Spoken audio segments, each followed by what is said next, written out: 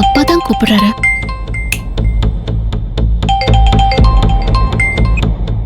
Hello மடி, ஒரு பிரச்சனைடாம்மா.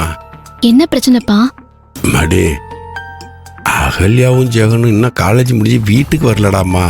என்னப்பா சொல்றீங்க? இன்னும் வரலையா? உனக்கே நல்லா தெரியும்லடாம்மா, வழக்கமா ஒரு 4-4:30 2 பேரும் வீட்டுக்கு வந்துடுவாங்கம்மா. இன்னும் 2 பேருமே காணும். இவ்வளவு நேரம் வேற ஆயிப்போச்சுமா. அப்பாப்பா பா, நீங்க ஒன்னும் டென்ஷன் ஆகாதீங்கப்பா.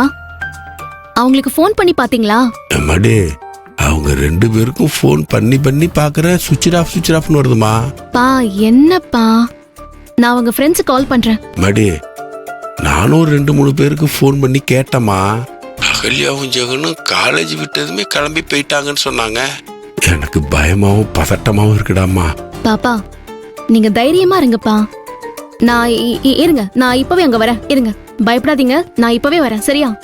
சரிடாம்மா, சீக்கிரம் வா. இதோ வரேன்ப்பா. மாமா மாமா மாமா. என்னம்மா, என்ன விஷயம்? மாமா, அப்பா ஃபோன் பண்ணாரு மாமா. என்ன சிவா என்ன சொன்னா? அகல்யாவும் ஜெகனும் காலேஜ்ல இருந்து இன்னும் வீட்டுக்கு வரலையா?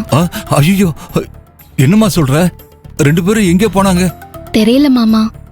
நான் வீட்டுக்கு போய் பார்த்துட்டு அவங்க அப்பாவும் வரலனா நான் அவங்க காலேஜ் ஃப்ரெண்ட்ஸ் கிட்ட விசாரிக்கணும். நீங்க உங்க புள்ள வந்த உடனே விஷயத்த சொல்லுங்க.